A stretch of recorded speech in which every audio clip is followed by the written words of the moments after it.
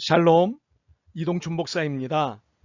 오늘도 여러분의 삶이 주님의 평안으로 가득하시길 기원하며 하나님의 말씀을 나누겠습니다. 오늘 말씀은 에베소서 5장 15절에서 17절 말씀입니다.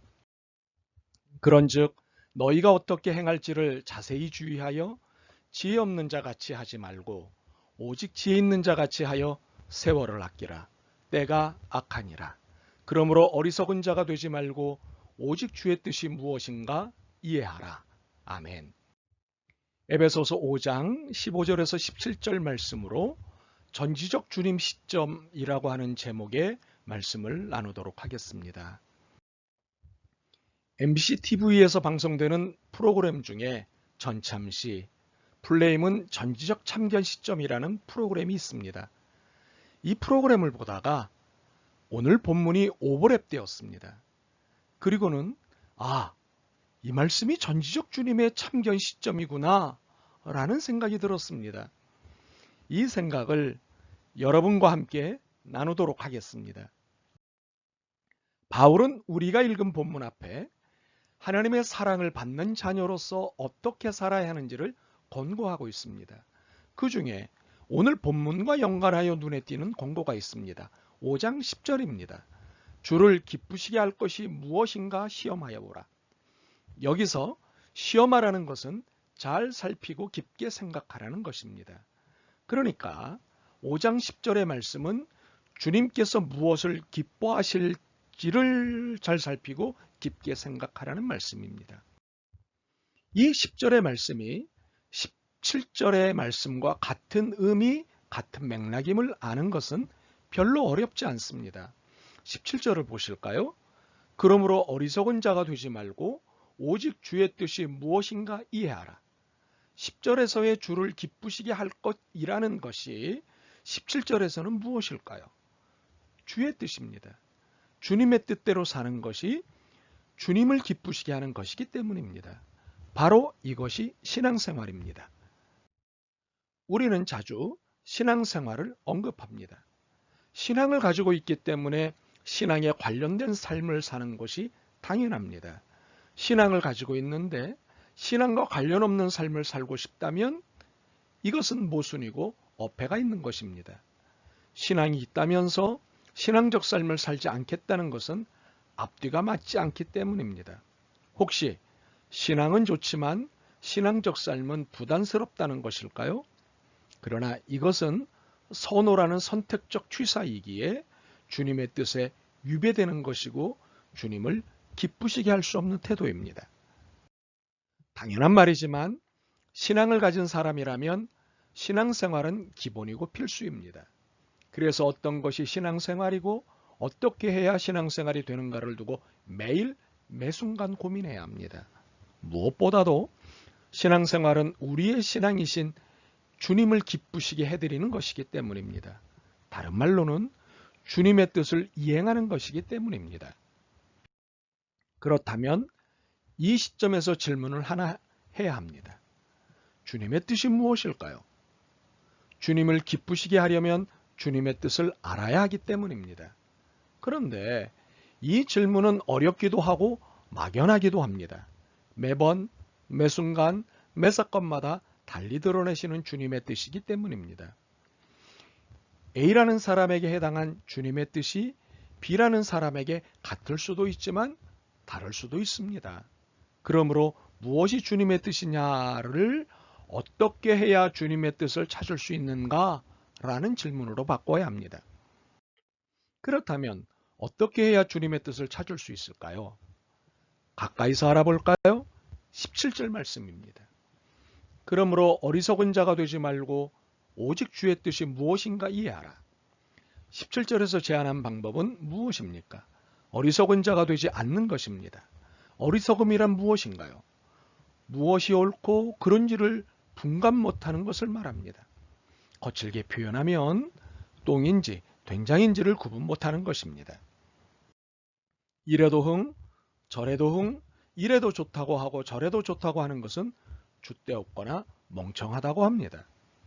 그러나 똥인지 된장인지를 구분하지 못하는 것, 옳고 그름에 대한 분별력이 떨어지는 것 등을 두고는 어리석다고 말합니다.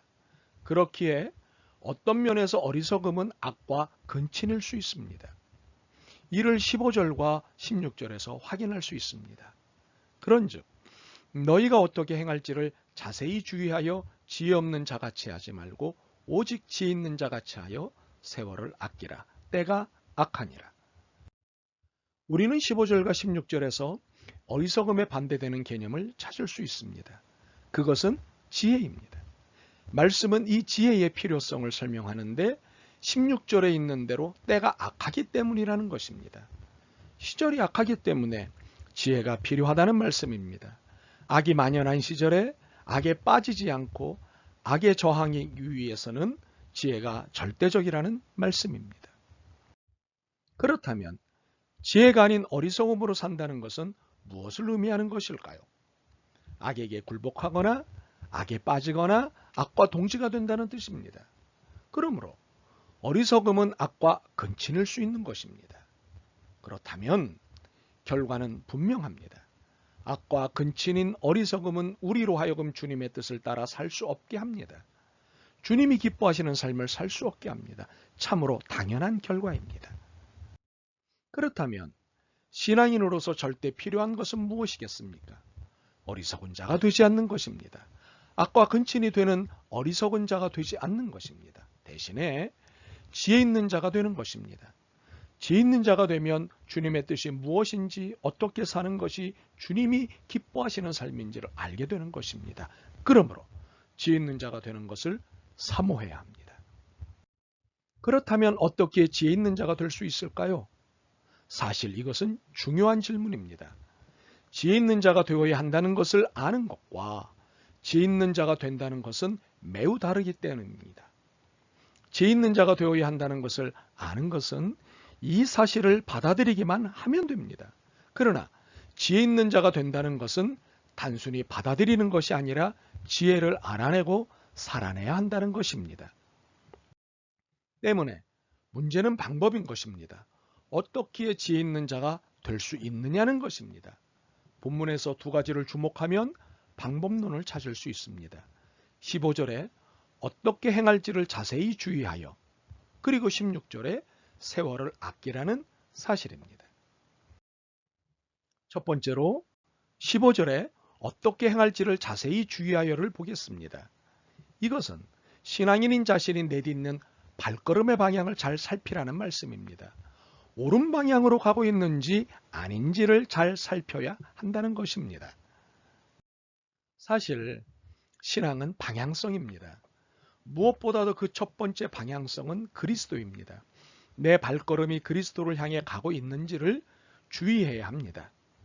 두 번째 방향성은 내 발걸음이 그리스도 안에서 인류애에 공헌하는 방향으로 가고 있는지를 유의해야 합니다. 이는 공공적 책무에 관한 것입니다. 그리고 세 번째 방향성은 내 발걸음이 하나님의 선택적 창조물로서의 자신을 존중히 여기는 방향으로 가고 있는지를 주의해야 합니다. 이 세 방향성은 하나님 사랑, 이웃 사랑, 자기 사랑에 기초한 이해입니다. 이처럼 늘 방향성이 바르게 되어 있는지, 바른 방향을 잘 가고 있는지 예민하게 주의해야 합니다. 어떻게 행할지를 자세히 주의하여 신앙생활을 행하는 것이 지혜롭게 사는 방법의 하나입니다. 두 번째로 16절의 세월을 아끼라를 보겠습니다. 혹시 이것은 시간을 아끼라는 말로 들릴 것 같습니다. 물론 그런 뜻이 전혀 없는 것은 아니지만 세월을 아끼라는 말씀은 기회를 얻게 되면 그 기회를 잘 사용하라는 뜻입니다. 그런데 여기서 잘 사용하라는 것은 선용의 뜻입니다. 알맞은 곳에 바르게 사용하라는 것입니다. 우리는 종종 주어진 기회를 엉뚱한 곳에 쓰곤 합니다. 더욱이 악을 창궐하게 하는데 일조하기도 합니다. 선용하라고 주신 기회인데 악용하는 것입니다. 그렇다고 알고 이러지만은 않을 것입니다. 모르고 악에 빠지는 경우가 대부분일 것입니다. 바로 이것을 조심해야 합니다. 의도하지 않았지만, 모르고 했지만 이렇게 될 수 있는 가능성이 늘 있다는 사실을 조심해야 합니다. 모르고 그랬다는 사실이 이해가 될 수는 있어도 결과는 비참할 수 있습니다. 물론 결과를 두고 전체를 매도하려는 것은 아닙니다. 그럼에도 결과는 비참합니다. 그렇기에 주님이 주신 기회, 주님이 주신 시간을 선용하기 위해 주의에 주의를 기울여야 합니다. 세월을 아끼라는 말씀대로 사는 것이 지혜롭게 사는 방법의 하나입니다. 우리는 15절에 어떻게 행할지를 자세히 주의하여와 16절에 세월을 아끼라는 말씀을 통해 신앙의 바른 방향성과 기회의 선용이라고 하는 주님의 뜻을 찾는 데 따른 큰 이해가 생겼습니다.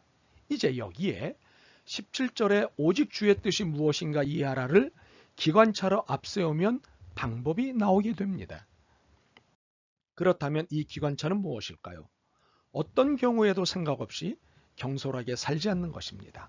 어떤 경우에도 주님의 관점이 무엇인지 그리고 주님의 관심이 무엇인지 예민하게 반응하고 예리하게 찾아내는 것입니다. 그런데 여기에 양보의 여지가 없다는 점을 분명히 해야 합니다. 17절에 한정사가 보이시지요? 오직입니다. 오직 주님의 관점과 관심에만 집중해야 합니다. 내 관점, 내 관심이 아닙니다. 누구의 관점, 누구의 관심도 아닙니다. 오직 주님의 관점과 관심이어야 합니다. 이렇게 오직 주님의 관점과 관심에만 집중하여 신앙의 바른 방향성을 매 순간 놓치지 않고 매번 주어진 기회를 선용하는 것이 거룩한 신앙생활 방법론이 되는 것입니다. 우리는 이것을 일컬어 전지적 주님 시점이라 부를 수 있습니다. 그렇습니다. 전지적 주님 시점이란 전적으로 주님의 관점으로 세상사를 보고 이해하는 것입니다. 전지적 주님 시점이란 전적으로 주님의 관심으로 사람들과 생명체들을 대하는 것입니다. 전지적 주님 시점이란 온 우주의 주인이 그리스도이심을 고백하는 것입니다. 그리고 이 고백대로 살아가는 것입니다. 이것이 주님의 뜻을 행하는 신앙 생활입니다. 그렇다면 코로나19라는 세계적 재난 상황에서 우리가 보여야 할 전지적 주님 시점은 무엇일까요?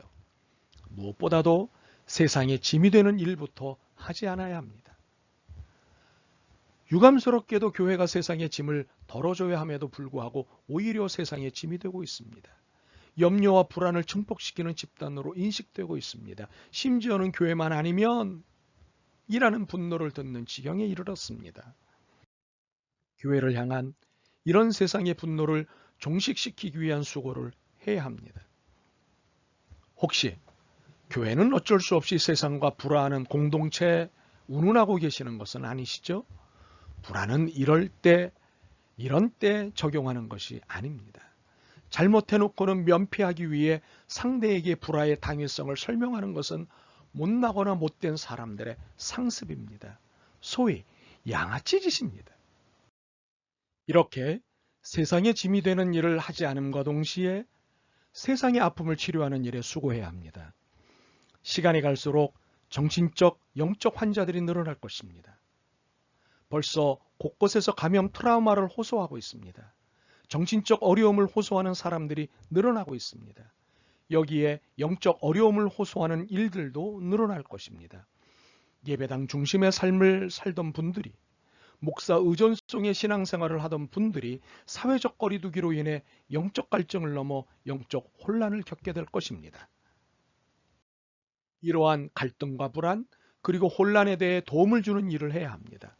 스스로석이 단독자로서 절대자이신 하나님을 뵙기 등을 안내하고 위로해야 할 것입니다. 그러나 우리 모두가 함께하고 있다는 것을 보여주어야 합니다. 이것이 전지적 주님의 시점으로 사는 교회입니다. 이것이 전지적 주님의 시점에서 서 있는 교회입니다. 이런 교인으로, 이런 교회로 인정받길 소망합니다. 아멘. 주님, 코로나19 시절의 삶이 너무 힘들고 어렵습니다. 그래서 주님을 찾다가도 원망하고 주님을 바라보다가도 불평합니다. 그러나 오늘 주님의 말씀을 통해 전지적 주님의 시점으로 살아야 한다는 깨달음을 갖게 되었습니다. 이 깨달음을 놓치지 않고 이웃과 더불어 살아가는 그리스도인이 되게 도와주옵소서. 예수 그리스도의 이름으로 기도드립니다. 아멘. 여러분의 믿음과 삶을 응원합니다. 사랑합니다.